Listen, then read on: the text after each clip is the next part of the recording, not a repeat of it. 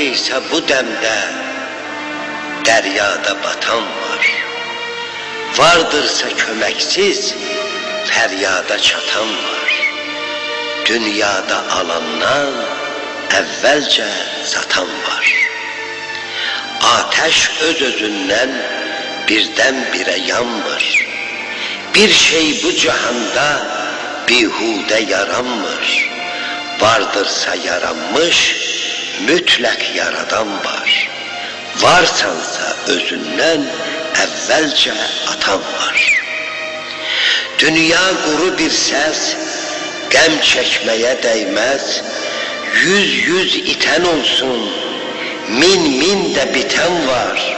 Şükreyleyelim ki bizlerden hem evvel hem sonra vatan var.